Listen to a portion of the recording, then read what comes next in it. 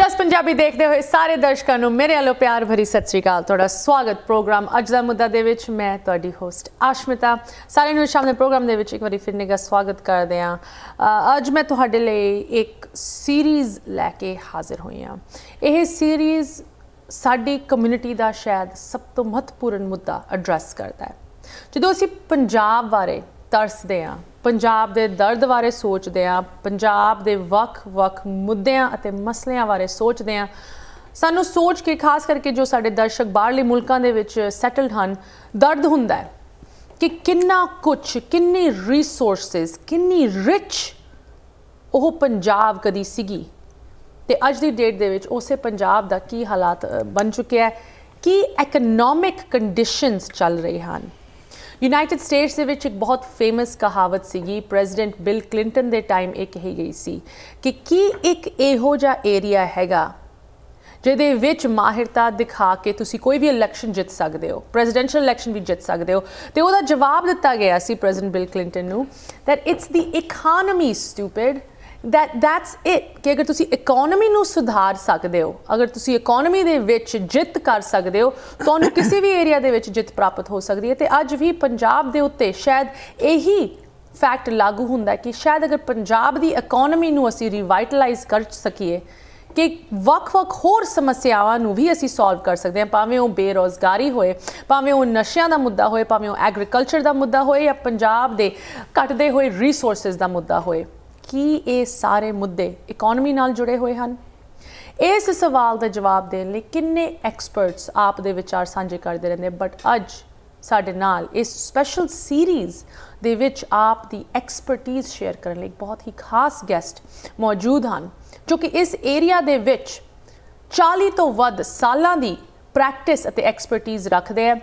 मैनूं बहुत ही खुशी हो रही है, बहुत मान महसूस हो रहा है कि अज साडे स्टूडियो पहुंचे हैं न्यूयॉर्क दे विच साडे अज शाम दे गेस्ट प्रोफैसर BS घुमन। सब तो पहले प्रोफैसर घुमन जी तुहानू प्रोग्राम दे विच स्वागत, सत श्री अकाल। Thank you very much. So good to have you professor Ghuman, former vice chancellor Punjabi university Patiala, MA MPhil PhD in economics। तुहाडा 40 तो वध सालां दा टीचिंग दा तजुर्बा अते तुहाडी जो एकोनॉमिक्स दे विच फोकस हैगी। प्रोफैसर तुसी किन्नी कमेटीज़ दे मैंबर हो? करंटली तुसी मैनू इस 11 मैंबरी कमेटी दे बारे दस रहे सी जो कि पंजाब दे एग्रीकल्चरल पॉलिसी नू ड्रॉ कर रही है। जो विजन डॉक्यूमेंट लिखिया गया पंजाब एट 2047 ओहदे विच तुसी किन्ने अपने चैप्टर्स, अपनी रिसर्च इंक्लूड की हुई है। तुसी साडे नाल इन सीरीज़ लई किन्ने अपने डॉक्यूमेंट्स, अपने पेपर्स सबमिट किए। A luminary educator प्रोफैसर घुमन, अज सानू बहुत मान महसूस हो रहा है कि तुसी साडे स्टूडियो पहुंचे हो and we get to learn from you कि की पंजाब दा सुधार एकोनॉमिक तौर ते हो सकता है। I don't want to talk about the politics of anything. I want to hear your expertise. Professor घुमन, सब तो पहले तो जो तुहाडा इन्ना तजुर्बा रहा है, इन्ने डेकेड्स दा काम रहा है, अगर तुसी सानू एक ओवर आर्चिंग लैसन दसना होए इन सालां दी मेहनत तो कि पंजाब नू एकोनॉमिक तौर ते सुधारिया जा सकता है एंड की वड्डे एरियाज़ हैगे जिन्हां उत्ते कॉन्सनट्रेशन करनी चाहिए है? सब तो पहले तो मैं जस पंजाबी दा तहे दिलों धन्नवाद करदा भी उन्होंने मैनू एक ये मौका दिता भी जस पंजाबी दे दर्शकों नाल अपने विचार साझे कर सकां। मैं उन्होंने दर्शकों को भी अपने वालों प्यार भरी सत श्री अकाल बोलदा। जिथों तक स्मिता जी तुसी एक बहुत बड़ा, बहुत इंपॉर्टेंट सवाल खड़ा किया है भी की पंजाब की आर्थिकता सुधारी जा सकती है। मेरा जिहड़ा जवाब है वो यस है, वो सुधारी जा सकती है क्योंकि जदों भी असी इकनॉमिक हिस्टरी ते वर्ल्ड की या किसी कंट्री की या किसी खिते ते नज़र मारते हैं भी कोई भी फेस परमानेंट नहीं होंदा। साड़ी लाइफ का भी उदा ही है, उदा ही एक इकोनॉमी का होंदा है। असी पंजाब ने बड़ियां, पंजाब की आर्थिकता ने बड़ियां वड्डियां मतलब कि फेजस दे विचों गुजरी है। एक फेज़ है, ये फेज़ ओवर हो सकता है, वह इको एक नुकता है भी ये फेज़ आइडियाज़ दे नाल, नवे विचारां दे नाल, नवे खोजां ते उधारत इनपुट्स के नाल होएगा। मेरा ਇਹਦੇ ਲਈ ਇੱਕੋ ਇੱਕ ਸਵਾਲ ਹੈ ਵੀ ਪੰਜਾਬ ਦੇ ਵਿੱਚ ਇੰਟੈਲੈਕਚੁਅਲ ਕਲਾਸ ਬਹੁਤ ਹੀ ਜ਼ਿਆਦਾ ਅੱਛੇ ਤੋਂ ਅੱਛੇ ਮਾਹਰ ਬੈਠੇ ਹੈ। ਉਹਨਾਂ ਦੇ ਵਿੱਚੋਂ ਬਹੁਤ ਜ਼ਿਆਦਾ NRIs ਵੀ ਹੈਗੇ ਆ। ਜੇ ਸਰਕਾਰ ਕੋਈ ਇੱਦਾਂ ਦਾ ਰਸਤਾ ਖੋਲ੍ਹ ਲੇ ਜਿਸ ਰਸਤੇ ਰਾਹੀਂ ਉਹਨਾਂ ਦੀ ਜਿਹੜੀ ਐਕਸਪਰਟੀਜ਼ ਹੈ, ਉਹਨਾਂ ਦਾ ਜਿਹੜਾ ਸਕਾਲਰਸ਼ਿਪ ਹੈ, ਉਹ ਪਬਲਿਕ ਪਾਲਿਸੀ ਮੇਕਿੰਗ ਦੇ ਵਿੱਚ ਇਸਤੇਮਾਲ ਹੋ ਜੇ, ਤਾਂ ਉਹ ਜਿਹੜੀਆਂ ਇੰਨਾ ਵੱਡਾ ਸਾਡਾ ਵਾਈਡਰ ਐਕਸਪੀਰੀਅੰਸ ਹੈ, ਸਾਰਿਆਂ ਨੇ ਸਾਰੀ ਲਾਈਫ ਮਤਲਬ ਕਿ ਆਪਣੇ ਫੀਲਡ ਵਿੱਚ ਲਗਾ ਦਿੱਤੀ ਹੈ, ਜੇ ਉਸ ਨੂੰ ਟੈਪ ਕਰੇ ਗਵਰਨਮੈਂਟ ਅਤੇ ਆਪਣੀਆਂ ਪਾਲਿਸੀ ਦੇ ਵਿੱਚ ਇਨਕਾਰਪੋਰੇਟ ਕਰੇ ਤਾਂ ਇਹ ਫੇਸ ਓਵਰਕਮ ਕਰਨ ਲਈ ਕੋਈ ਦਿੱਕਤ ਨਹੀਂ ਆਏਗੀ। ਪਰ ਜੇ ਅਸੀਂ ਇਹਨਾਂ ਇੰਟੈਲੈਕਚੁਅਲਸ ਨੂੰ, ਜਿਹਨੂੰ ਅਸੀਂ ਇੰਟੈਲੈਕਚੁਅਲ ਕੈਪੀਟਲ ਕਹਿੰਦੇ ਹਾਂ, ਜੇ ਅਸੀਂ ਇਹਦੀ ਚੰਗੀ ਤਰ੍ਹਾਂ ਵਰਤੋਂ ਨਹੀਂ ਕਰਾਂਗੇ ਤਾਂ ਸ਼ਾਇਦ ਸਾਨੂੰ ਕੰਸਲਟੈਂਟ ਜਿਹੜਾ ਹੈ ਉਹ ਨਹੀਂ ਸਾਨੂੰ ਕੋਈ ਆਈਡੀਆ ਦੇ ਸਕਦਾ। ਜਿਨ੍ਹਾਂ ਐਕਸਪਰਟਸ ਦੇ DNA 'ਚ ਪੰਜਾਬ ਹੈ, ਜਿਨ੍ਹਾਂ ਐਕਸਪਰਟਸ ਦੇ DNA 'ਚ ਪੰਜਾਬੀ ਹੈ, ਪੰਜਾਬੀਅਤ ਹੈ, ਮੇਰਾ ਖਿਆਲ ਹੈ ਵੀ ਸਾਨੂੰ ਇਸ ਜੰਕਚਰ 'ਤੇ ਉਹਨਾਂ ਦੀਆਂ ਸੇਵਾਵਾਂ ਲੈਣੀਆਂ ਚਾਹੀਦੀਆਂ ਨੇ। ਉਹ ਜਦੋਂ ਮਤਲਬ ਕਿ ਫਰੰਟ 'ਤੇ ਆਉਣਗੇ, ਉਹਨਾਂ ਦਾ ਕੋਈ ਸੈਲਫ ਇੰਟਰਸਟ ਨਹੀਂ, ਉਹਨਾਂ ਦੀ ਕੋਈ ਐਕਸਪੈਕਟੇਸ਼ਨ ਨਹੀਂ। They are so much attached with Punjab, dedicated to Punjab. ਉਹ ਪੰਜਾਬ ਨੂੰ ਮੋਹ ਕਰਦੇ ਹੈ ਅਤੇ ਸਮੇਂ ਦੀ ਸਰਕਾਰ ਨੂੰ ਉਸ ਮੋਹ ਨੂੰ ਸਹੀ ਇਸਤੇਮਾਲ ਕਰਕੇ ਉਹਨਾਂ ਨੂੰ ਪਾਲਿਸੀ ਦੇ ਵਿੱਚ ਵਰਤਣਾ ਚਾਹੀਦਾ ਹੈ। ਉਹ ਜਿਹੜੀਆਂ ਪਾਲਿਸੀਜ਼ ਨੇ ਉਹ ਅੱਛੀਆਂ ਪਾਲਿਸੀਜ਼ ਹੋਣਗੀਆਂ, ਵਧੀਆ ਪਾਲਿਸੀਜ਼ ਹੋਣਗੀਆਂ ਅਤੇ ਉਹ ਕ੍ਰਾਈਸਿਸ ਦੇ ਵਿੱਚੋਂ ਪੰਜਾਬ ਨੂੰ ਕੱਢਣ ਦੇ ਵਿੱਚ ਮਦਦਗਾਰ ਵੀ ਹੋ ਸਕਦੀਆਂ ਹਨ ਜੀ। ਇਸ ਹਾਂਜੀ ਸੋ ਪ੍ਰੋਫੈਸਰ ਇਨ ਪਾਲਿਸੀਜ਼ ਨੂੰ ਲੈ ਕੇ ਕਿਸ ਤਰ੍ਹਾਂ ਉਹਨਾਂ ਨੂੰ ਇੰਪਲੀਮੈਂਟ ਕੀਤਾ ਜਾ ਸਕਦਾ ਹੈ, ਉਸ ਤੋਂ ਪਹਿਲੇ let's get N overview, because once again ਤੁਹਾਡੀ ਐਕਸਟੈਂਸਿਵ ਰਿਸਰਚ ਇਨ ਰਾਈਟਿੰਗ ਇਸ ਸਬਜੈਕਟ 'ਤੇ ਹੈਗੀ। ਅਸੀਂ ਤੇਜ਼ੀ ਦੇ ਨਾਲ ਉਸ 100 ਸਾਲਾਂ ਦੇ ਮਾਰਕ ਤੱਕ ਪਹੁੰਚਣ ਵਾਲੇ ਹਾਂ।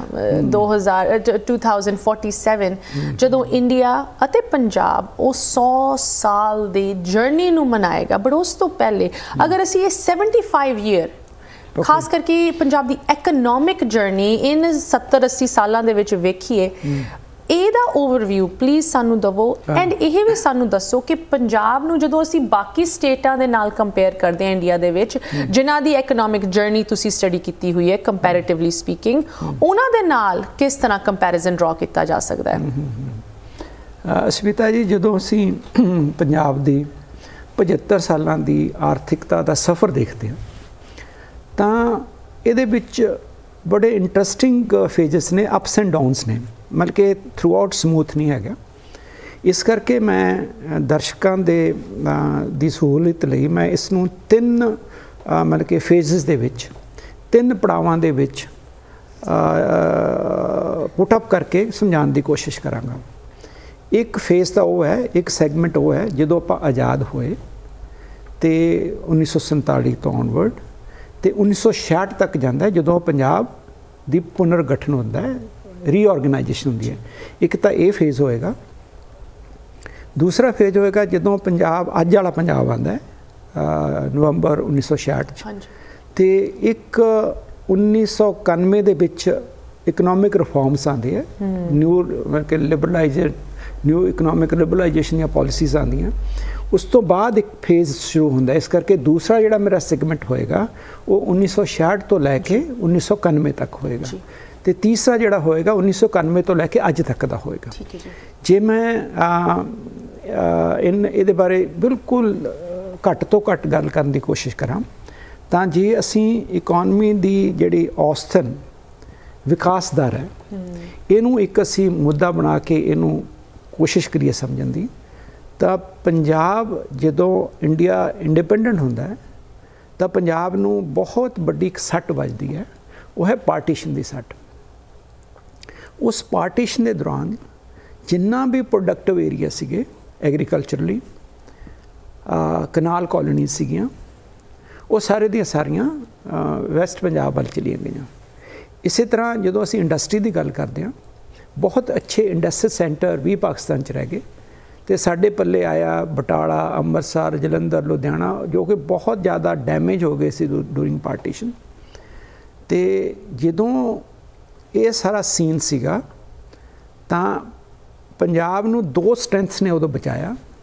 एक तो ਜਿਹੜੇ ਪੰਜਾਬ ਦੇ ਲੋਕੀ बड़े उद्यमी है ਉਹ ਕਿਸੇ भी संकट ਦੀ ਘੜੀ ਦੇ ਵਿੱਚ ਘਬਰਾਉਂਦੇ ਨਹੀਂ।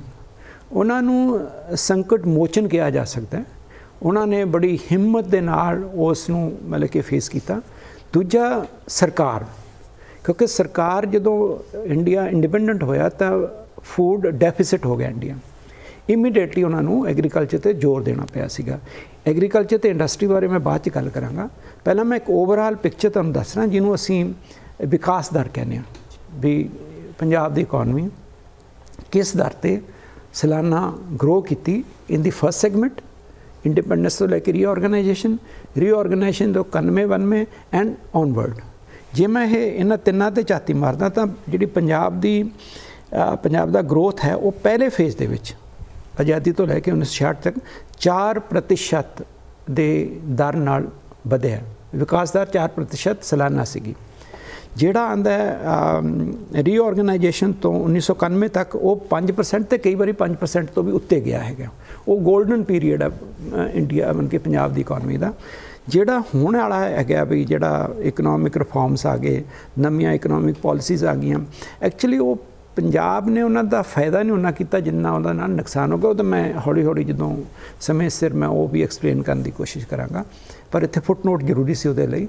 ਉਦੋਂ ਉਹ ਵਿਕਾਸ ਦਰ 4%, 4 ਪੁਆਇੰਟ ਸਮਥਿੰਗ ਪ੍ਰਤੀਸ਼ਤ ਮੈਂ ਘਟ ਗਈ ਬਨਿਸਬਤ ਅਦਰ ਸਟੇਟਸ ਦੇ। ਤੁਸੀਂ ਵਿੱਚੋਂ ਇੱਕ ਸਵਾਲ ਹੋਰ ਕੀਤਾ ਸੀ ਬਾਕੀ ਸਟੇਟਾਂ ਦਾ ਕੀ ਹਾਲ ਹੈਗਾ। ਜਦੋਂ ਅਸੀਂ ਪੰਜਾਬ ਨੂੰ ਅੱਜ ਦੇ ਪੰਜਾਬ ਨੂੰ 1991-92 ਤੋਂ ਬਾਅਦ rate of growth the comparison ਕਰਦੇ ਹਾਂ ਤਾਂ ਸਾਰੀਆਂ ਸਦਰਨ ਸਟੇਟ ਐਕਸੈਪਟ ਕਰ ਲਾ। ਉਹ 'ਚ ਤਾਮਿਲਨਾਡੂ ਹੈ, ਉਹ 'ਚ ਆਂਧਰਾ ਪ੍ਰਦੇਸ਼ ਹੈ, ਉਹ 'ਚ ਕਰਨਾਟਕਾ ਹੈ, ਉਹ 'ਚ ਤੇਲੰਗਾਨਾ ਹੈ, ਆਲ ਆਰ ਉਹ ਸਾਰੇ ਦੀਆਂ ਸਾਰੀਆਂ ਪੰਜਾਬ ਨਾਲੋਂ ਅੱਛਾ ਪਰਫਾਰਮ ਕਰ ਰਹੀਆਂ। ਦੋਨੇ western states Gujarat and Maharashtra ਉਹ ਵੀ ਪੰਜਾਬ ਨਾਲੋਂ ਵਧੀਆ ਪਰਫਾਰਮ ਕਰ ਰਹੀਆਂ। ਅਤੇ ਨਾਲ ਦੀ ਨਾਲ ਸਾਡੇ ਵਿੱਚੋਂ ਬਣਿਆ ਨਵਾਂ ਸੂਬਾ ਹਰਿਆਣਾ ਵੀ ਸਾਡੇ ਨਾਲੋਂ ਵਿਕਾਸ ਦੀ ਦਰ ਦੇ ਵਿੱਚ ਅੱਗੇ ਵਧ ਰਿਹਾ। ਜਦੋਂ ਅਸੀਂ ਪਰ ਕੈਪੀਟਾ ਇਨਕਮ ਦੀ ਗੱਲ ਕਰਦੇ ਹਾਂ ਤਾਂ ਕਿਸੇ ਵੇਲੇ ਅਸੀਂ ਨੰਬਰ 1 ਸੀਗੇ, ਇਹ ਨੰਬਰ ਇੱਕ ਰਿਹਾ ਅਸੀਂ 30-35 ਸਾਲ। ਹੁਣ ਉਹ ਸਾਡੀ ਹੈਜਮਨੀ ਖਤਮ ਹੋ ਗਈ ਹੈ। ਹੁਣ ਅਸੀਂ 14ਵੇਂ ਇੱਕ ਨੰਬਰ 'ਤੇ ਹਾਂ, ਮਤਲਬ ਕਿ ਮਿਡਲ ਜੇ 'ਚ ਹਾਂ। ਜੇ 28 ਸਟੇਟਸ ਨੇ ਤਾਂ ਅਸੀਂ ਮਿਡਲ ਜੇ 'ਚ ਹਾਂ। ਇਹ ਸਾਡੀ 14ਵੇਂ ਨੰਬਰ 'ਤੇ ਪਹਿਲੇ ਕਦੀ ਅਸੀਂ 1 ਤੋਂ ਹੁੰਦੇ 1966 'ਚ ਅਸੀਂ 1 'ਤੇ ਗਏ ਸੀ, ਮਹਾਰਾਸ਼ਟਰ ਨੂੰ ਪਛਾੜਿਆ ਸੀਗਾ। ਫਿਰ 90s ਦੇ ਵਿੱਚ ਮਹਾਰਾਸ਼ਟਰ ਨੇ ਸਾਨੂੰ ਫਿਰ ਪਛਾੜ ਲਿਆ। ਮੈਂ ਕਿ ਉਹ ਹਿਸਟਰੀ ਰਿਪੀਟਸ ਇਟਸੈਲਫ ਨਾ। ਅਤੇ ਹੁਣ ਅਸੀਂ 14ਵੇਂ ਨੰਬਰ 'ਤੇ ਹਾਂ ਸੋ ਫਾਰ ਪਰ ਕੈਪੀਟਾ ਇਨਕਮ ਕੰਸਰਨ।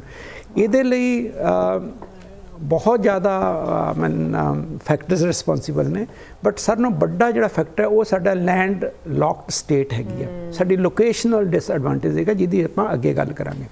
ਇਸ ਕਰਕੇ ਇਹਨਾਂ ਤਿੰਨਾਂ ਫੇਜ਼ਸ ਦੇ ਵਿੱਚ ਪੰਜਾਬ ਦੀ ਇਕੋਨਮੀ ਨੇ ਅੱਛਾ ਗਰੋ ਕੀਤਾ, ਬਟ ਜਿਹੜਾ ਥਰਡ ਫੇਜ਼ ਹੈ ਉਹ 'ਚ ਅਸੀਂ ਹੁਣ ਪਿਛੜ ਰਹੇ ਹਾਂ। ਇੱਕ ਤਰ੍ਹਾਂ ਦਾ ਡਾਊਨਫਾਲ ਸਟਾਰਟ ਹੋ ਗਿਆ। ਪਰ 1947 ਤੋਂ ਲੈ ਕੇ 1990-91 ਤੱਕ ਸਾਡੀ ਪਰਫਾਰਮੈਂਸ ਬਹੁਤ ਵਧੀਆ ਰਹੀ ਹੈ। ਬਟ ਗੋਲਡਨ ਪੀਰੀਅਡ ਬਾਅਦ ਜਦੋਂ ਗ੍ਰੀਨ ਰੈਵੋਲੂਸ਼ਨ ਆਉਂਦਾ ਅਤੇ 1991-92 ਤੱਕ ਸਟੇਟ ਆਪਣਾ ਰੋਲ ਅਦਾ ਕਰਦੀ ਹੈ। ਮਾਰਕੀਟ ਦੀ ਕੋਈ ਇੰਨੀ ਭੂਮਿਕਾ ਨਹੀਂ ਹੈਗੀ। ਉਸ ਤੱਕ ਅਸੀਂ ਬਹੁਤ ਅੱਛਾ ਪਰਫਾਰਮ ਕਰ ਰਹੇ ਹਾਂ।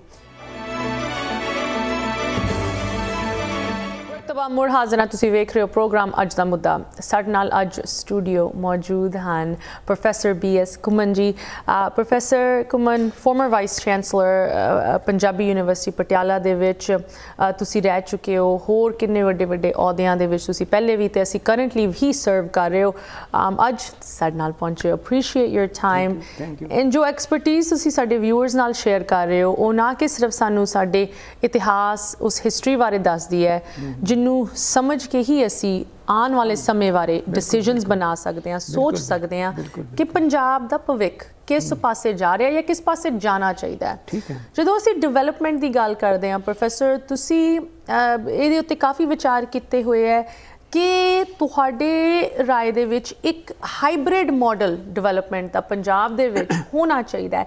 ਇਸ ਹਾਈਬ੍ਰਿਡ ਮਾਡਲ ਦੇ ਵਿੱਚ ਕੀ ਐਲੀਮੈਂਟਸ ਤੁਸੀਂ ਵੇਖਦੇ ਹੋ? ਐਂਡ ਖਾਸ ਕਰਕੇ ਬ੍ਰੇਕ ਤੋਂ ਪਹਿਲੇ ਅਸੀਂ ਗੱਲ ਕਰ ਰਹੇ ਸੀ state led versus market lead.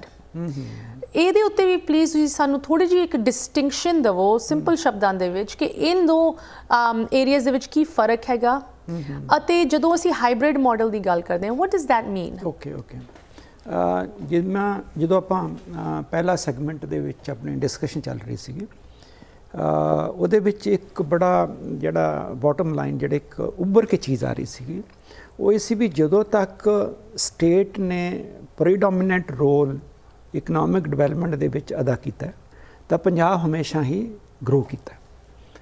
ਪਰ ਜਦੋਂ ਮਾਰਕੀਟ ਸਟੇਟ ਨੂੰ ਰਿਪਲੇਸ ਕਰਦੀ ਹੈ 91-92 ਚ ਆ ਕੇ, ਤਾਂ ਪੰਜਾਬ ਦਾ ਡਾਊਨਫਾਲ ਸ਼ੁਰੂ ਹੋ ਜਾਂਦਾ ਹੈ।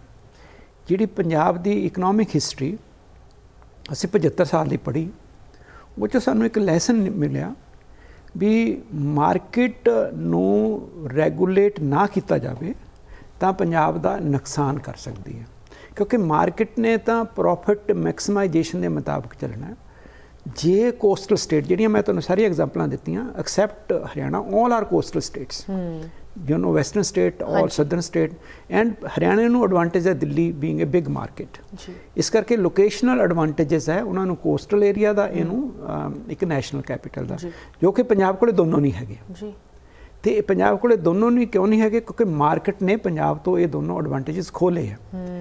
ਮਾਰਕੀਟ ਮੈਕੈਨਿਜ਼ਮ ਜਾਂ ਮਾਰਕੀਟ ਪਾਲਿਸੀ ਆਉਣ ਤੋਂ ਪਹਿਲੇ ਸੈਂਟਰਲ ਗਵਰਨਮੈਂਟ ਦੀਆਂ ਬਹੁਤ ਅੱਛੀਆਂ ਪਾਲਿਸੀ ਸੀਗੀਆਂ, ਜਿਹੜੀਆਂ ਮਤਲਬ ਕਿ ਇੱਕ ਜੇ ਸਟੇਟ ਫਾਰ ਅਵੇ ਵੀ ਹੈ ਤਾਂ ਉਹਦੀ ਹੈਲਪ ਕਰਦੀਆਂ ਸੀ।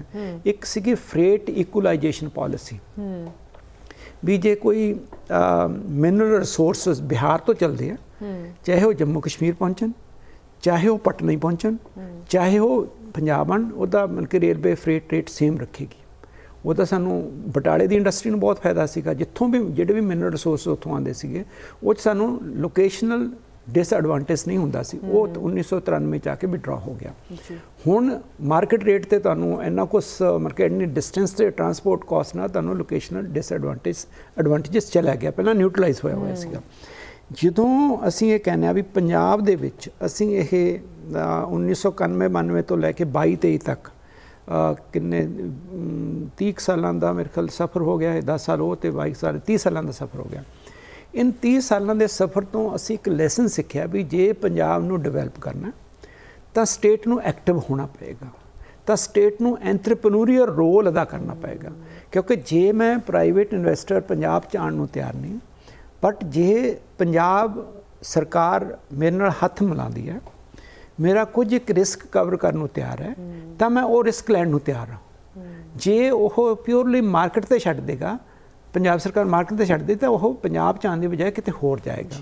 ਮੇਰਾ ਕਹਿਣ ਦਾ ਮਤਲਬ ਇਹ ਹੈ ਵੀ ਜੇ ਪੰਜਾਬ ਨੂੰ ਆਪਾਂ ਮੁੜ ਮਤਲਬ ਕਿ ਉਸੇ ਮਤਲਬ ਕਿ ਲੈ ਕੇ ਜਾਣਾ, ਗਲੋਰੀ ਤੇ ਲੈ ਕੇ ਜਾਣਾ, ਇਕਨੋਮਿਕ ਗਲੋਰੀ ਤੇ ਲੈ ਕੇ ਜਾਣਾ, ਉਸ TC ਤੇ ਟੌਪ ਤੇ ਲੈ ਕੇ ਜਾਣਾ ਇਕਨੋਮਿਕ ਟਰਮ ਦੇ ਵਿੱਚ, ਤਾਂ ਸਾਨੂੰ ਜਿੱਦਾਂ ਸਟੇਟ ਪਹਿਲਾਂ ਰੋਲ ਅਦਾ ਕਰਦੀ ਸੀ ਉੱਦਾਂ ਦਾ ਰੋਲ ਹੁਣ ਅਦਾ ਕਰਨਾ ਚਾਹੀਦਾ। ਬਟ ਇਹ ਜਿਹੜਾ ਰੋਲ ਹੈ, ਇਹਦੇ ਵਿੱਚ ਇਕਨੋਮਿਕ ਬਿਊਰੋਕਰੇਸੀ ਸਾਨੂੰ ਇੱਕ ਸੈਪਰੇਟ ਵਿੰਗ ਬਣਾਉਣਾ ਪਏਗਾ। ਅੱਛਾ ਜੀ। ਉਹ ਜਿਹੜੀ ਜਨਰਲ ਬਿਊਰੋਕਰੇਸੀ ਹੈ, ਉਹਨੂੰ ਜਿਹੜੀਆਂ ਇਕਨੋਮਿਕਸ ਦੀਆਂ ਇੰਟਰੀਕੇਸਿਸ ਨੇ ਉਹ ਕਈ ਵਾਰੀ ਨਹੀਂ ਕੰਪਰੀਹੈਂਡ ਹੁੰਦੀਆਂ। ਉਹਨਾਂ ਦਾ ਕਸੂਰ ਕੋਈ ਨਹੀਂ, ਉਹ ਟ੍ਰੇਨਿੰਗ ਹੈ, ਇੱਕ ਬੈਕਗਰਾਉਂਡ ਹੈ। ਪਰ ਜੇ ਤੁਸੀਂ ਬਿਲਕੁਲ ਸਪੈਸ਼ਲਾਈਜ਼ਡ ਇੱਕ ਇਕਨੋਮਿਕ ਬਿਊਰੋਕਰੇਸੀ ਤਿਆਰ ਕਰਦੇ ਹੋ ਜਿਹਦਾ ਕੰਮ ਸਿਰਫ ਇਕਨੋਮਿਕ ਐਡਮਿਨਿਸਟ੍ਰੇਸ਼ਨ ਨੂੰ ਜਾਂ ਡਿਵੈਲਪਮੈਂਟ ਐਡਮਿਨਿਸਟ੍ਰੇਸ਼ਨ ਨੂੰ ਮਤਲਬ ਕਿ ਲੀਡ ਕਰਨਾ, ਤਾਂ ਉਹ ਜਿਹੜੀ ਬਿਊਰੋਕਰੇਸੀ ਹੈ ਉਹ ਅੱਛੀ ਐਡਵਾਈਸ ਪਾਲਿਸੀ ਮੇਕਰ ਜਿਹਨੂੰ ਅਸੀਂ ਮਤਲਬ ਕਿ ਕੈਬਨਿਟ ਕਹਿ ਸਕਦੇ ਹਾਂ ਜਾਂ ਸਰਕਾਰ, ਪੰਜਾਬ ਸਰਕਾਰ, ਉਹਨੂੰ ਦੇ ਸਕਦੀ ਹੈ। ਅਤੇ ਨਾਲ ਉਸ ਇਕਨੋਮਿਕ ਬਿਊਰੋਕਰੇਸੀ ਦੇ ਨਾਲ ਇੰਟੈਲੈਕਚੁਅਲ ਕਲਾਸ ਨੂੰ ਵੀ ਜੁੜਨਾ ਬਹੁਤ ਜ਼ਰੂਰੀ ਹੈ। ਜਿਹੜੀ ਅੱਜ ਕੱਲ੍ਹ ਪਾਲਿਸੀਜ਼ ਬਣ ਰਹੀਆਂ ਉਹਦੇ ਵਿੱਚ ਕੰਸਲਟੇਸ਼ਨ ਬੜੀ ਇੰਪੋਰਟੈਂਟ ਹੈ, ਵੀ ਜਿਨ੍ਹਾਂ ਨੂੰ ਤੁਸੀਂ ਪਾਲਿਸੀ ਬਣਾ ਰਹੇ ਹੋ ਉਹਨਾਂ ਦੀ ਸ਼ਮੂਲੀਅਤ ਵੀ ਹੋਣੀ ਚਾਹੀਦੀ ਹੈ। ਜੇ ਤੁਸੀਂ ਫਾਰਮਰ ਦੀ ਪਾਲਿਸੀ ਬਣਾ ਰਹੇ ਹੋ, ਫਾਰਮਰ ਨੂੰ ਤੁਸੀਂ ਕੰਸਲਟ ਨਹੀਂ ਕਰਦੇ। ਜਿਵੇਂ ਅਸੀਂ ਐਗਰੀਕਲਚਰ ਪਾਲਿਸੀ ਬਣਾ ਰਹੇ ਹਾਂ, ਅਸੀਂ ਫਾਰਮਰਸ ਦੇ ਨਾਲ ਬਹੁਤ ਜ਼ਿਆਦਾ ਮੀਟਿੰਗਸ ਕੀਤੀਆਂ, ਸਾਰੇ ਸਟੇਕ ਹੋਲਡਰ ਨਾਲ ਮੀਟਿੰਗ ਕੀਤੀਆਂ, ਕਿਉਂਕਿ ਅਸੀਂ ਪਾਲਿਸੀ ਉਹਨਾਂ ਲਈ ਬਣਾ ਰਹੇ ਹਾਂ। ਅਸੀਂ ਉਹਨਾਂ ਲਈ ਕੋਈ ਚੀਜ਼ ਪਰੋਸ ਕੇ ਦੇਣਾ ਹੀ ਹੈਗੀ ਆ, ਉਹ ਕਹਿਣਗੇ ਸਾਨੂੰ ਤਾਂ ਇਹ ਡਿਸ਼ ਅੱਛੀ ਨਹੀਂ ਲੱਗਦੀ, ਇਸ ਕਰਕੇ ਅਸੀਂ ਉੱਦਾਂ ਕਰੀਏ ਜਿਹੜੀ ਉਹਨਾਂ ਦੀਆਂ ਲਾਈਕਿੰਗਸ ਦੇ ਮੁਤਾਬਕ ਹੋਵੇ। ਇਸ ਕਰਕੇ ਮੇਰਾ ਕਹਿਣ ਦਾ ਮਤਲਬ ਹੈ extreme market based development model Punjab ਲਈ ਸੂਟੇਬਲ ਨਹੀਂ ਹੈਗਾ, ਕਿਉਂਕਿ ਅਸੀਂ 20-25 ਸਾਲ ਉਹ ਦੇਖ ਲਿਆ ਅਤੇ ਉਹ ਮਾਰਕੀਟ ਦੀ ਜਿਹੜੀ ਮਾਰਕੀਟ ਨੇ ਮਾਰ ਮਾਰੀ ਹੈ ਸਾਡੇ ਤੇ, ਉਹ ਹੁਣ ਪੰਜਾਬ ਹੋਰ ਚੱਲ ਨਹੀਂ ਸਕਦਾ। ਪੰਜਾਬ 'ਚੋਂ ਕਈ ਇੰਡਸਟਰੀਜ਼ ਬਾਹਰ ਵੀ ਚਲੀਆਂ ਗਈਆਂ ਕਿਉਂਕਿ ਜਿੱਥੇ ਉਹਨਾਂ ਨੂੰ ਲੋਕੇਸ਼ਨ ਐਡਵਾਂਟੇਜ ਹੈ। ਇੱਕ ਹੋਰ ਅਸਮਿਤਾ ਜੀ ਮੈਂ ਤੁਹਾਨੂੰ ਦੱਸਣਾ ਚਾਹਾਂਗਾ, ਜਿਹੜੀਆਂ ਸਾਡੀਆਂ ਨੇਬਰਿੰਗ ਹਿਲ ਸਟੇਟਸ ਨੇ ਨਾ, ਇਹਨਾਂ 'ਚ ਇੱਕ ਟੈਕਸ ਹੌਲੀਡੇਜ਼ ਹੈ। ਸੈਂਟਰ ਗਵਰਨਮੈਂਟ ਨੇ ਉਹਨਾਂ ਯੂਨਿਟਸ ਨੂੰ ਜੇ ਉਹ ਇਹਨਾਂ ਹਿਲ ਸਟੇਟਸ ਜਾਣ ਤਾਂ ਉਹ ਐਗਜ਼ੈਂਪਸ਼ਨ ਦਿੰਦੇ ਵੀ ਇੰਨੇ ਸਾਲ ਤੁਹਾਨੂੰ ਟੈਕਸ ਦੇਣ ਦੀ ਲੋੜ ਨਹੀਂ। ਅਸੀਂ ਬਾਰ-ਬਾਰ ਗਵਰਨਮੈਂਟ ਇੰਡੀਆ ਨੂੰ ਗੁਜ਼ਾਰਿਸ਼ ਕਰ ਰਹੇ ਹਾਂ ਵੀ ਸਾਨੂੰ ਬਾਰਡਰ ਸਟੇਟ ਦੇ ਤੌਰ ਤੇ ਉਹ ਟੈਕਸ ਹੌਲੀਡੇਜ਼ ਮਿਲਣੇ ਚਾਹੀਦੇ, ਕਿਉਂਕਿ ਸਾਡਾ ਇੰਟਰਨੈਸ਼ਨਲ ਬਾਰਡਰ ਬੜਾ ਸੈਂਸਿਟਿਵ ਹੈ ਜੀ। ਜੇ ਇੰਡਸਟਰੀਸ ਉੱਥੇ ਨਹੀਂ ਆਉਂਦਾ, ਜੇ ਤੁਸੀਂ ਉਹਨਾਂ ਨੂੰ 5-10 ਸਾਲ ਟੈਕਸ ਹੌਲੀਡੇਜ਼ ਉਹਨਾਂ ਨੂੰ ਇਨਸੈਂਟਿਵ ਹੋ ਜਾਏਗਾ ਵੀ ਜੇ ਸਾਡਾ ਨੁਕਸਾਨ ਵੀ ਹੋਏਗਾ ਤਾਂ ਇੱਥੋਂ ਸਾਡੀ ਉਹਦੀ ਮਤਲਬ ਕਿ ਕੰਪਨਸੇਸ਼ਨ ਹੋ ਜਾਏਗੀ। ਇਸ ਕਰਕੇ ਵਰਲਡ ਦੇ ਵਿੱਚ ਵੀ ਹੁਣ ਹੌਲੀ ਹੌਲੀ ਲੋਕਾਂ ਨੇ ਐਕਸੈਪਟ ਕਰਨਾ ਸ਼ੁਰੂ ਕਰਤਾ ਵੀ ਕੋਈ ਵੀ ਐਕਸਟ੍ਰੀਮ ਅੱਛੀ ਨਹੀਂ ਹੈਗੀ। ਜੇ ਤੁਸੀਂ ਟੋਟਲੀ ਸਟੇਟ ਤੇ ਡਿਪੈਂਡ ਕਰਦੇ ਹੋ ਉਹ ਵੀ ਅੱਛਾ ਨਹੀਂ, ਸਟੇਟ ਲੈਡ ਮਾਡਲ ਹੈ। ਜੇ ਤੁਸੀਂ ਮਾਰਕੀਟ ਲੈਡ ਮਾਡਲ ਹੈ ਉਹ ਵੀ ਅੱਛਾ ਨਹੀਂ। ਦੁਬਾਰਾ ਮਿਕਸਡ ਮਾਡਲਸ ਦੀਆਂ ਗੱਲਾਂ ਹੋ ਰਹੀਆਂ, ਹਾਈਬ੍ਰਿਡ ਮਾਡਲ ਦੀਆਂ ਗੱਲਾਂ ਕਰ ਰਹੇ ਹਾਂ। ਇਸ ਕਰਕੇ ਮੇਰਾ ਜੋ ਸਬਮਿਸ਼ਨ ਹੈ ਉਹ ਹੈ ਵੀ ਅੱਜ ਦੇ ਪੰਜਾਬ ਨੂੰ ਜੇ ਅਸੀਂ ਮੁੜ ਉਸੇ ਮਤਲਬ ਕਿ ਗਲੋਰੀ ਤੇ ਲੈ ਕੇ ਜਾਣਾ ਤਾਂ ਸਾਨੂੰ ਦੋਨਾਂ ਦਾ ਮਿਕਸਚਰ ਕਰਨਾ ਪਏਗਾ। ਬਟ ਇਹ ਮਿਕਸਚਰ ਟ੍ਰੈਡੀਸ਼ਨਲ ਤਰੀਕੇ ਨਾਲ ਨਹੀਂ ਹੋਏਗਾ। ਉਹ ਗਵਰਨਮੈਂਟ ਉਹ ਪੁਰਾਣੇ ਵਾਲੀ ਨਹੀਂ ਹੋਏਗੀ, ਸਟੇਟ ਉਹ ਪੁਰਾਣੇ ਵਾਲੀ ਨਹੀਂ ਹੋਏਗੀ। ਇਹ ਸਟੇਟ ਉਹ ਹੋਏਗੀ ਜਿਹਨੂੰ ਮਾਰਕੀਟ ਦੀਆਂ ਰੂਲਸ ਆਫ ਗੇਮਸ ਦੀ ਸਮਝ ਹੈਗੀ ਹੈ ਵੀ ਮਾਰਕੀਟ ਕੰਮ ਕਿੱਦਾਂ ਕਰਦੀ ਹੈ, ਲਾਈਕ ਮਾਰਕੀਟ ਸੈਵੀ ਜਿਹਨੂੰ ਅਸੀਂ ਕਹਿ ਸਕਦੇ ਹਾਂ, ਜਾਂ ਜਾਣਕਾਰੀ ਹੋਵੇ। And this is so interesting professor, because ਅਸੀਂ ਹੁਣ USA ਵਿੱਚ ਬਹਿ ਕੇ ਇਹ ਗੱਲ ਕਰ ਰਹੇ ਹਾਂ। USA is a highly capitalized economy. ਇੱਥੇ ਜਦੋਂ ਅਸੀਂ ਮਾਰਕੀਟ ਡਰਿਵਨ ਫੋਰਸਿਸ ਦੀ ਗੱਲ ਕਰਦੇ ਹਾਂ ਜਾਂ ਰੈਗੂਲੇਸ਼ਨ ਦੀ ਗੱਲ ਕਰਦੇ ਹਾਂ, ਇਟਸ ਵੈਰੀ ਟੱਚੀ ਸਬਜੈਕਟ। ਇੱਥੇ ਦੀ ਯੂਨਾਈਟਿਡ ਸਟੇਟਸ ਦੀ ਜੋ ਮਤਲਬ ਤੁਸੀਂ ਕਹਿ ਲਓ ਸਕਸੈਸ ਰਿਹਾ ਹੈ economic ਤੌਰ ਤੇ, ਇੱਕ ਹੈਜਮੋਨੀ ਰਹੀ ਹੈ ਦੁਨੀਆ ਦੇ ਵਿੱਚ, it can be argued that that is because of the capitalist nature of this country. But Punjab ਦੇ ਲਈ ਕੁਝ ਹੋਰ ਰੈਸਿਪੀ ਦੀ ਲੋੜ ਹੈਗੀ।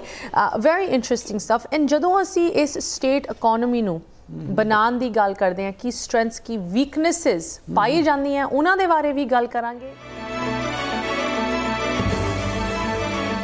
ਪ੍ਰੋਫੈਸਰ, ਤੁਸੀਂ ਕਿੰਨੀ ਐਕਸਟੈਂਸਿਵ ਰਿਸਰਚ ਕੀਤੀ ਹੈ ਖਾਸ ਕਰਕੇ ਪੰਜਾਬ ਦੀ ਐਕਨੋਮਿਕ ਜਰਨੀ ਉੱਤੇ, ਅਤੇ ਫਿਊਚਰ ਵੱਲ ਜਦੋਂ ਅਸੀਂ ਵੇਖਦੇ ਹਾਂ ਕਿਨ ਏਰੀਆਜ਼ ਦੇ ਵਿੱਚ ਅਗਰ ਅਸੀਂ ਇਸ ਹਾਈਪੋਥੈਟਿਕਲੀ ਸਪੀਕਿੰਗ ਇਸ ਹਾਈਬ੍ਰਿਡ ਮਾਡਲ ਨੂੰ ਅਪਣਾਉਂਦੇ ਹਾਂ ਜਿਹਦੇ ਵਿੱਚ ਪੰਜਾਬ ਸਟੇਟ ਲੈਡ ਡਿਵੈਲਪਮੈਂਟ ਹੋਏ ਐਂਡ ਉਹਦੇ ਨਾਲ ਦੇ ਨਾਲ ਮਾਰਕੀਟ ਡਰਿਵਨ ਵੀ ਹੋਏ, ਬਟ ਜ਼ਿਆਦਾ ਪਾਵਰ ਸਟੇਟ ਕੋਲ ਹੋਏ ਇਸ ਨਵੇਂ ਇੱਕ ਹਾਈਬ੍ਰਿਡ ਮਾਡਲ ਦੇ ਵਿੱਚ, ਲੈਟਸ ਟਾਕ ਅਬਾਊਟ ਕਿ ਇਸ ਵੇਲੇ ਤੁਸੀਂ ਕਿੱਥੇ ਵੇਖਦੇ ਹੋ strengths and ਵੀਕਨੈਸਿਸ।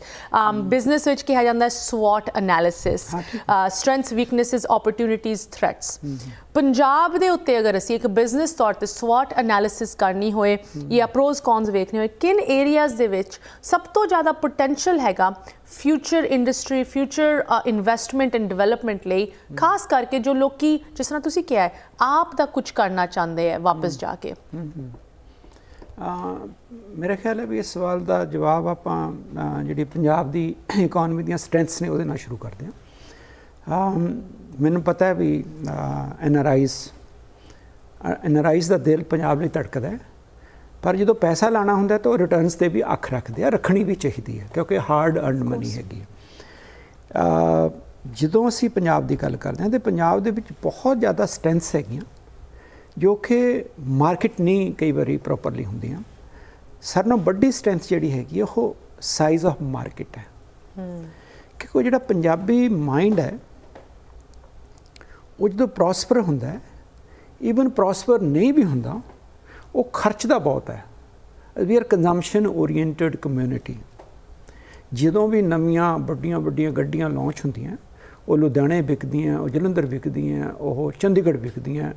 And Ashmita you will be surprised to know ਵੀ ਇੱਕ ਨੰਬਰ ਲੈਣ ਲਈ ਨਾ 001 ਨੰਬਰ ਲੈਣ ਲਈ 15-15 20 ਲੱਖ ਲੋਕੀ ਦੇ ਦਿੰਦੇ ਹੈਗੇ ਆ। ਮਤਲਬ ਕਿ ਮੇਰਾ ਮਤਲਬ ਇਹ ਸਾਡੀ ਜਿਹੜੀ ਮਾਰਕੀਟ ਹੈ ਐਟ ਪ੍ਰੈਜ਼ੈਂਟ ਉਹਨੂੰ ਬਾਹਰਲੀਆਂ ਸਟੇਟਸ ਸੇ ਹੋਰ ਕੰਟਰੀ ਟੈਪ ਕਰ ਰਹੇ ਆ। ਜੇ ਆਟੋਮੋਬਾਈਲ ਇੰਡਸਟਰੀ ਖੁਦ ਪੰਜਾਬ 'ਚ ਆ ਜਾਏ ਜਾਂ ਬਾਕੀ ਵਾਈਟ ਗੁੱਡਸ ਜਿਹੜੀਆਂ ਜਿੰਨੀਆਂ ਵੀ ਹੈਗੀਆਂ ਉਹ ਪੰਜਾਬ ਦੇ 'ਚ ਇੰਡਸਟਰੀ ਆ ਜੇ, ਤਾਂ ਡੋਰ ਸਟੈਪ 'ਤੇ ਇੰਡਸਟਰੀ ਦੇ ਤੁਹਾਨੂੰ ਡਿਮਾਂਡ ਅਵੇਲੇਬਲ ਹੈਗੀ ਹੈ। ਐਂਡ ਡਿਮਾਂਡ ਇੰਨੀ ਅਵੇਲੇਬਲ ਹੈ ਅਸ਼ਮਿਤਾ ਜੀ ਵੀ ਉਹ ਲੋਨ 'ਤੇ ਵੀ ਚੀਜ਼ਾਂ ਲੈਣ ਨੂੰ ਤਿਆਰ ਨੇ। This is Punjabi mind set ਜੀ। ਇੱਕ ਸਾਰਿਆਂ ਨਾਲੋਂ ਵੱਡੀ ਗੱਲ ਹੈ ਵੀ ਉੱਥੇ ਸਾਈਜ਼ ਆਫ ਮਾਰਕੀਟ ਹੈ। ਉਸ ਸਾਈਜ਼ ਆਫ ਮਾਰਕੀਟ ਦਾ ਇੱਕ ਹੋਰ ਇੰਟਰਸਟਿੰਗ ਡਾਇਮੈਂਸ਼ਨ ਹੈ ਵੀ ਉੱਥੇ ਪਾਵਰਟੀ ਮਿਨੀਮਮ ਹੈ, ਮਤਲਬ ਕਿ ਬਿਲੋ ਪਾਵਰਟੀ ਲਾਈਨ ਮਿਨੀਮਮ ਹੈ ਲੋਕੀ। ਇਸ ਕਰਕੇ ਅੱਛੇ ਖਾਂਦੇ ਪੀਂਦਾ ਹੈ ਆਲਮੋਸਟ ਸਾਰਾ ਪੰਜਾਬ। ਇਸ ਕਰਕੇ ਉੱਥੇ ਮਾਰਕੀਟ ਅੱਛੀ ਹੈਗੀ ਹੈ। ਤੀਸਰਾ ਹੈਗਾ ਵੀ ਉੱਥੇ ਜਿਹੜਾ ਇਨਫਰਾਸਟਰਕਚਰ ਬਹੁਤ ਅੱਛਾ। If you go to Punjab roads की quality, I mean infrastructure, electricity, everything is available. मतलब कि तुहानूं बैंकिंग, एवरीथिंग जिन्नियां भी तुसीं economic, physical infrastructure, e infrastructure की गल करो, अच्छी क्वालिटी दे विच है। मैं किसी इंडस्ट्रीज नूं ये नहीं सोचना पेगा वेयर इज़ द इंफ्रास्ट्रक्चर, हाँ जी, कि मैं शुरू तो बिल्ड करा। हाँ हाँ। फिर है जी साडे कोले बैंक डिपॉजिट बहुत है। ये एक ना एडवांस डिपॉजिट रेशो होंदी है भी कितना पैसा तुसीं एक खेतर चों, एक खित्ते चों इकट्ठा करते हो तो कितना तुसीं इन्वेस्ट करते हो। तो पंजाब चो 54% है भी जे तुसीं 100 रुपया इकट्ठा करते हो तो 54 कित्थे लाने हो, तो जिहड़ा बाकी 46 रुपये वो तुसीं बाहर लै जन्ने हो। तो RBI कहंदे भी वो 70-72 के करीब उत्थे होना चाहिए। ਇਹਦਾ मतलब साडे उत्थे बहुत अच्छा मार्जन है भी असीं साडे डिपॉजिट्स ज़्यादा ने पर वो एडवांस बैंकां उत्थे घट करदियां। वो कई स्टेटां दे 100 तो भी वध हैगे, उन्हां दे अपनी बचत घट है, बाहरों आंदी है। इस करके साडे कोले फाइनैशियल कैपिटल भी हैगी है। ते एक डेमोग्राफिक डिविडेंड्स जो कि वर्ल्ड ओवर गल हो रही है भी इंडिया नूं डेमोग्राफिक डिविडेंड है, पंजाब नूं भी है। पंजाब दी यंग पॉपूलेशन डोमीनेट करती है। वो वक्री गल है भी वो पंजाब दी यंग पॉपूलेशन वैसटर्न कंट्रीज़ वाल जा रही है, पर हैगी है। उन्होंने जे इस्तेमाल करना हो, उन्हों दा सही इस्तेमाल करना हो, वर्क फोर्स इज़ अवेलेबल। इस ये है। दूसरा है भी जिथों तुसीं गल शुरू की, पंजाब नूं सब नालों वड्डा एडवांटेज है भी उहदे नाल इंटरनैशनल लिंक ने थ्रू डायस्पोरा। जो पंजाब नूं मतलब कि जुकाम होंदा तो निच किते भी बच सकती है। इस करके वो डायस्पोरा भी पंजाब लई एक सोशल कैपिटल है, एक बड़ा तकड़ा एसेट है जो कि बाकी किसी स्टेट को उन्ना बड़ा नहीं। एक पंजाब का जो डायस्पोरा वो इमोशनल अटैचमेंट बहुत ज़्यादा है, बाकी कम्यूनिटी की होएगी बट असी ये चीज़ को वेलकम करते, रियलाइज़ करते हैं बहुत ज़्यादा है। तो एक होर बड़ा जो कि एक इंडस्ट्रीज को जरूर सोचना, इंडस्ट्रीयल पीस। कदे उत्थे लॉकआउट नहीं होया, कदे उत्थे स्ट्राइक नहीं हुई, मतलब कि man days lost minimum in the state with country as a whole. इस करके जे कोई इंडस्ट्रीलिस्ट बड़ियां अच्छी यूनिवर्सिटीज़ ने, टैक्नीकल भी ने, मैडिकल्स भी ने, जनरल एजुकेशन दियां भी ने, भी तुहाडे कोल institutional educational training man power का नैटवर्क बहुत अच्छा है। इस करके ये सारिया चीज़ां ने जिहड़ियां पंजाब दे विच तुहानूं अवेलेबल हैगियां। तो मोरओवर ब्यूरोक्रेसी बहुत प्रोएक्टिव हो गई है टू क्लीयर द प्रोजेक्ट्स। वो भी बहुत अच्छा एक industry project time bound clearance हैगी है, विंडोज सिंगल विंडो हैगी है। तो वो सिंगल विंडो फिर नैशनल विंडो नाल लिंक हुई है। इस करके बहुत ज़्यादा मतलब कि प्रोएक्टिव हैगी है स्टेट टू अट्रैक्ट इन्वेस्टमेंट। इस करके आई वेलकम NRI भैन भरावां नूं पंजाब दे विच इन्वेस्ट करन ते उन्हां दी इन्वेस्टमेंट सेफ रहेगी। जिथों तक है वीकनेसिस का 3-4 वीकनेस जिहड़ियां एकदम मेरे माइंड च आंदियां। एक तो स्ट्रक्चर ऑफ द इकोनॉमी साडे हुण सर्विस सैक्टर डोमीनेट करता है, तो एग्रीकल्चर तो मैन्युफैक्चरिंग कंपीट करदियां। तो एक्चुअली मैन्युफैक्चरिंग का रोल ज़्यादा होना चाहिए। इस करके जे इन्वेस्टमेंट आएगी तो मैन्युफैक्चरिंग का रोल बढ़ सकता है। एक साडी वीकनेस हैगी है। दूसरी वीकनेस साडी हैगी है भी जिहड़ा इंटर सैक्टोरल लिंकेजेस बड़े वीक है। इंडस्ट्री का तो एग्रीकल्चर का लैन देन घट है। अच्छा जी।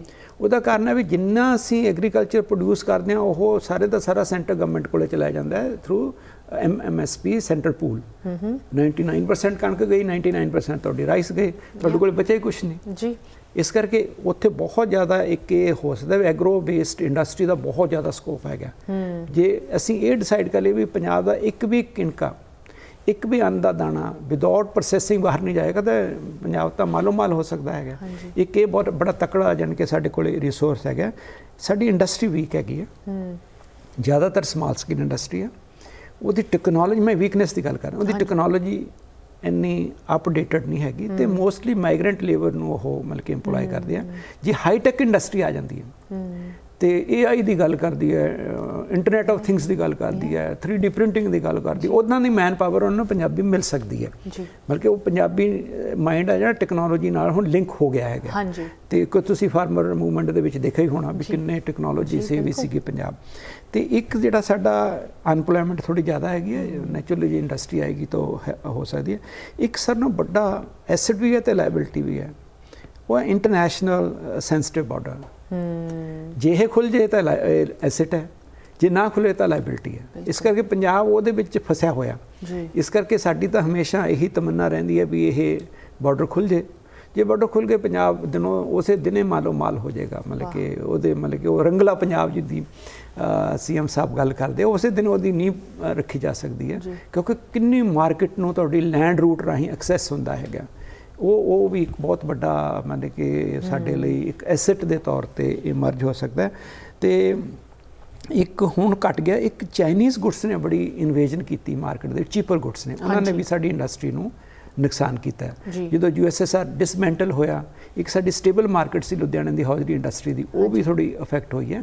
ਪਰ ਜੇ ਅਸੀਂ ਓਵਰਆਲ ਸਟਰੈਂਥਸ ਤੇ ਵੀਕਨੈਸਿਸ ਨੂੰ ਬੈਲੈਂਸ ਕਰੀਏ ਤਾਂ ਸਟਰੈਂਥ ਓਵਰਵੇ ਕਰਦੀਆਂ ਵੀਕਨੈਸਿਸ ਨੂੰ, ਵੀ ਪੰਜਾਬ ਦੀਆਂ ਸਟਰੈਂਥਸ ਦਾ ਪਲੜਾ ਭਾਰੀ ਹੈ ਬਨਿਸਬਤ ਇਸ ਦੀਆਂ ਵੀਕਨੈਸਿਸ ਦੇ। ਇਸ ਕਰਕੇ ਪੰਜਾਬ ਦੇ ਵਿੱਚ ਜਿਹੜੇ ਮੈਂ ਇੰਡਸਟਰੀਅਲ ਪੀਸ ਦੀ ਗੱਲ ਕੀਤੀ ਹੈ, ਉਸ ਪੁਆਇੰਟ ਆਫ ਵਿਊ ਤੋਂ ਸੇਫ ਇਨਵੈਸਟਮੈਂਟ ਹੈ। ਹਾਂਜੀ, ਤੇ ਰਿਟਰਨ ਅੱਛੇ ਹੋਣਗੇ ਜੀ, ਤੇ ਕੋਈ ਵੀ ਤੁਹਾਨੂੰ ਝਗੜਾ ਲੜਾਈ ਕੁਛ ਵੀ ਉੱਦਾਂ ਦਾ ਨਹੀਂ ਹੈਗਾ। I mean people are becoming more civilized, educated, different. I mean, Punjab is a safe place for investment. ਜੀ, ਕੋਈ ਵੀ ਇਹੋ ਜਿਹਾ ਪੰਜਾਬੀ ਨਹੀਂ ਹੈਗਾ ਦੁਨੀਆ ਦੇ ਵਿੱਚ ਭਾਵੇਂ ਕਿਸੇ ਥਾਂ ਤੇ ਵਸਦਾ ਹੋਏ ਜਿਹਨੂੰ ਕਿਸਾਨ ਮੋਰਚੇ ਬਾਰੇ ਨਾ ਪਤਾ ਹੋਏ। ਬਟ ਰੀਸੈਂਟਲੀ ਇੱਕ ਹੋਰ ਮੋਰਚਾ, ਜ਼ੀਰਾ ਮੋਰਚਾ ਵੀ ਪੰਜਾਬ ਦੇ ਵਿੱਚ ਔਨਗੋਇੰਗ ਸੀ। ਐਂਡ ਇਨ ਮੂਵਮੈਂਟਸ ਦੇ ਵਿੱਚ ਅਗਰ ਅਸੀਂ ਹਾਈ ਲੈਵਲ ਤੋਂ ਵੇਖੀਏ, at the heart of it is industrialization versus agriculture. इन दो चीज़ों का मेल किस तरह हो सकता है ताकि पंजाब दे विच एक नवी लहर आए डेवलपमेंट की ते सक्सैस दी। साडे नाल प्रोफैसर कुमन जुड़े हैं, farmer vice chancellor Punjabi university Patiala. Professor तुहाडा इन्ना ज़्यादा तजुर्बा, असी 40 तो वध सालां दी गल कर रहे हैं, तुसी हले भी एक्टिव हो, वेरीअस कमिटीज़ दे विच आप दा रोल अदा कर रहे हो। जदों असी विजन दी गल करते हैं कि इंडिया दा ओवरऑल 100 सालां दा की विजन होना चाहिए 2047 तक, उहदे विच जो पंजाब दा एरिया हैगा उहदे विच तुसी आप दी रिसर्च सबमिट कीती है, अपनी रिकमेंडेशन सबमिट कीतियां हुई हैं। अज दे प्रोग्राम दे विच साडी डिस्कशन रही है कि पंजाब दी economic journey in 75 years they विच जदों असी वेखीए, तुसी इन्हां नूं 3 वड्डे एरियाज़ दे विच सानू ब्रेक डाउन करके दस्सिया। बट प्रोफैसर अगर असी इस लड़ाई नू वेखीए जो ये ऑनगोइंग स्ट्रगल हैगी इंडस्ट्रियलाइजेशन वर्सेस एग्रीकल्चर, इन्हां दा मेल किस तरह हो सकता है? एंड जदों असी रीसेंट मूवमेंट्स की गल करते हैं, जिस तरह हुणे जीरा मोर्चा हो रहा सी, वो किस तरह फैक्टर हुंदा है इस स्ट्रगल दे विच? अस्मिता जी, पहले तो मैं इस धारणा का धारी हैगा भी agriculture and industry are complementary to each other. I mean depend करता है भी तुसी किदां दी इंडस्ट्री पंजाब च लेना चाहते हो, क्योंकि कैमिकल एग्रीकल्चर ने सानू कन्नां नूं हथ लगा दिता। जिन्नी भी पंजाब च ग्रीन रेवोल्यूशन आया वो च फूड सिक्योरिटी इंश्योर हुई, but at the same time Punjab दे जिहड़े इन्वायरमेंटल रिसोर्सिस ने वो सिकनेस वाल चले गए। साडा पानी बीमार है, साडी धरती मतलब कि जमीन बीमार है, साडी हवा मतलब कि सारा कुछ सिक है, तो हुण ह्यूमन बींग्स भी वो वजह करके सिक होने लग गए। तुसीं वो कैंसर ट्रेन का जिक्र देखा होना, जी बठिंडे तो बीकानेर जाती है, भी इन्ने इंसीडेंट हो रहे हैं। मतलब कि एक पेपर PGI दे विचों आया सी, वो कहते सी भी कैंसर इस करके बध रहा भी उत्थे कैमिकल्स इनपुट्स का इस्तेमाल ज़्यादा है। हुण जदों तुसीं पंजाब दे विच इंडस्ट्री लैनी है, वो इंडस्ट्री आवे जिहड़े पंजाब दे वातावरण नूं पोल्यूट ना करे, ਉਹਨੂੰ मतलब कि खराब ना करे, ਉਹਨੂੰ एक्सप्लॉइट ना करे। मैं इस संदर्भ ਦੇ ਵਿੱਚ ਜਿਹੜਾ ਤੁਸੀਂ ਜੀਰਾ ਫੈਕਟਰੀ ਦੀ ਗੱਲ ਕੀਤੀ ਹੈ, ਕਿਉਂਕਿ ਉਹਨਾਂ ਨੇ ਉਹ ਪ੍ਰੀਕਾਸ਼ਨਸ ਨਹੀਂ ਲਏ ਜਿਹੜੇ ਲੈਣੇ ਚਾਹੀਦੇ ਸੀਗੇ। ਮੈਂ ਤੁਹਾਨੂੰ ਇੱਕ ਬੜੀ ਅੱਛੀ मतलब कि ਇੱਕ ਅੱਛਾ ਰੈਫਰੈਂਸ ਦਿੰਨਾ, ਜਿਹਨੂੰ ਆਪਾਂ ਘੋਖਣ ਤੋਂ ਬਾਅਦ ਇਹ ਕਨਕਲੂਡ ਕਰਾਂਗੇ ਵੀ ਪੰਜਾਬ ਦੇ ਵਿੱਚ ਕਿੱਦਾਂ ਦੀ ਇੰਡਸਟਰੀ ਹੋਣੀ ਚਾਹੀਦੀ ਹੈ। ਇੱਕ government of India the ministry of environment, forest and climate change ਨੇ एक पोल्यूशन इंडैक्स स्कोर बनाया। वो ये कहती है भी जिन्ना इंडस्ट्री का PIS B है उन्होंने असी वाइट इंडस्ट्रीज़ कहांगे, जिन्हों का 20 तो 40 है उन्होंने असी ग्रीन इंडस्ट्री कहांगे, तो जिन्हों का 41 तो 59 है उन्होंने असी ऑरेंज इंडस्ट्री कहांगे, जिहड़ियां अबव 60 हैगियां उन्होंने असी रैड इंडस्ट्री कहांगे। इस क्लासीफिकेशन के मतलब रैड इंडस्ट्री के अगेंस्ट सानू क्रॉस लगा देनी चाहिए। Come what may we will suffer industrialisation but we will never allow red industry.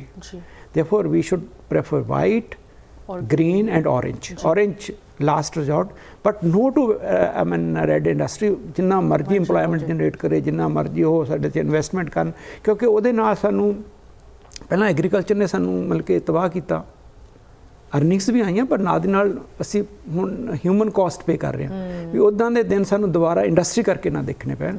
ਇਸ ਕਰਕੇ ਸਾਨੂੰ ਸੇਫ ਪਲੇ ਕਰਨਾ ਚਾਹੀਦਾ ਅਤੇ ਇੰਡਸਟਰੀ ਤੋਂ ਬਿਨਾਂ ਗੁਜ਼ਾਰਾ ਨਹੀਂ ਹੈਗਾ। ਬਟ ਤੁਸੀਂ ਪੋਲਿਊਸ਼ਨ ਕੰਟਰੋਲ ਬੋਰਡ ਜਾਂ ਬਾਕੀ ਜਿਹੜੀਆਂ ਰੈਗੂਲੇਟਰੀ ਬੋਡੀ ਨੇ ਸਿਰਫ ਉੱਦਾਂ ਦੀ ਇੰਡਸਟਰੀ ਨੂੰ ਹੀ ਕਲੀਅਰ ਕਰਨ ਜਿਹੜੀਆਂ ਔਰੇਂਜ ਤੱਕ ਹੈਗੀਆਂ, ਅਤੇ ਰੈੱਡ ਇੰਡਸਟਰੀ ਜਿੰਨਾ ਮਰਜ਼ੀ ਟੈਂਪਟੇਸ਼ਨ ਹੋਵੇ ਉਹਨੂੰ ਕਦੇ ਵੀ ਸਾਨੂੰ ਵੈਲਕਮ ਨਹੀਂ ਕਰਨਾ ਚਾਹੀਦਾ। ਜੀ ਜੀ ਪ੍ਰੋਫੈਸਰ, ਇਹ ਤਾਂ ਇੱਕ ਬਹੁਤ ਆਈ ਥਿੰਕ ਕਿਸੇ ਨੂੰ ਵੀ ਸਮਝਣ ਦੇ ਵਿੱਚ ਦਿੱਕਤ ਨਹੀਂ ਹੋਣੀ ਚਾਹੀਦੀ ਕਿ agriculture and industry should go hand in hand, but responsible ਤਰੀਕੇ ਦੇ ਨਾਲ ਇਸ joint partnership ਨੂੰ implement ਕਰਨਾ ਚਾਹੀਦਾ ਹੈ। ਐਂਡ ਆਫ ਕੋਰਸ ਇੱਥੇ ਸਰਕਾਰ ਦਾ ਲੀਡਰਸ਼ਿਪ ਦਾ ਬਹੁਤ ਵੱਡਾ ਰੋਲ ਆਉਂਦਾ ਹੈ, ਬਟ ਜਿੱਥੇ ਤੱਕ ਐਕਸਪਰਟੀਜ਼ ਦੀ ਗੱਲ ਹੈ, ਐਕਸਪਰਟੀਜ਼ ਸਾਨੂੰ ਇਹ ਦੱਸਦੀ ਹੈ ਕਿ ਇਹੀ ਰਸਤਾ ਸਭ ਤੋਂ ਜ਼ਿਆਦਾ ਬੈਨੀਫੀਸ਼ੀਅਲ ਹੋ ਸਕਦਾ ਹੈ। ਪ੍ਰੋਫੈਸਰ ਘੁੰਮਣ ਦੇ ਨਾਲ ਸਾਡੀ ਔਨਗੋਇੰਗ ਕਨਵਰਸੇਸ਼ਨ ਰਹੇਗੀ। ਜਿਸ ਤਰ੍ਹਾਂ ਤੁਹਾਨੂੰ ਦੱਸਿਆ, ਇੱਕ ਸੀਰੀਜ਼ ਅਸੀਂ ਇਹਨਾਂ ਦੇ ਨਾਲ ਕਰ ਰਹੇ ਹਾਂ ਜੋ ਕਿ ਪੰਜਾਬ ਦੀ ਇਕੋਨਮੀ ਅਤੇ ਵੱਡੇ ਮੁੱਦਿਆਂ ਨੂੰ ਡਿਸਕਸ ਕਰਦੀ ਹੈ। ਰਿਸਰਚ ਦੇ ਵਿੱਚ ਅਸੀਂ ਜਾ ਕੇ ਵੇਖ ਰਹੇ ਹਾਂ ਕਿ ਕੁਝ ਹੱਲ ਆਉਣ ਵਾਲੇ ਸਮੇਂ ਦੇ ਵਿੱਚ ਸਾਡੇ ਅੱਗੇ ਹੈਗੇ। ਅੱਜ ਦੇ ਪ੍ਰੋਗਰਾਮ ਨੂੰ ਲੈ ਕੇ ਸਾਡੇ ਲਈ ਜਾਂ ਪ੍ਰੋਫੈਸਰ ਘੁੰਮਣ ਲਈ ਤੁਸੀਂ ਕੋਈ ਵੀ ਕੁਐਸਚਨਸ, ਕਮੈਂਟਸ, ਕੰਸਰਨਸ ਲਿਖਣਾ ਚਾਹੁੰਦੇ ਹੋ, ਤੁਸੀਂ ਸਾਨੂੰ ਈਮੇਲ ਕਰ ਸਕਦੇ ਹੋ info@justbroadcasting.com, ashmita@justbroadcasting.com। End of course professor ਤੁਸੀਂ ਅੱਜ ਸਾਡੇ ਨਾਲ ਇੱਥੇ ਮੌਜੂਦ ਹੋ, ਬੇਨਤੀ ਕਰਦੇ ਹਾਂ ਕਿ ਥੋੜ੍ਹਾ ਜਿਹਾ ਹੋਰ ਸਮਾਂ ਸਾਡੇ ਲਈ ਜ਼ਰੂਰ ਕੱਢੋ। ਬਟ ਅੱਜ ਦੇ ਪ੍ਰੋਗਰਾਮ ਦੇ ਵਿੱਚ ਸਾਨੂੰ ਸਮਾਂ ਇੱਥੇ ਤੱਕ ਹੀ ਇਜਾਜ਼ਤ ਦਿੰਦਾ। Thank you so much for joining ਅਸ। ਸਤਿ ਸ਼੍ਰੀ ਅਕਾਲ।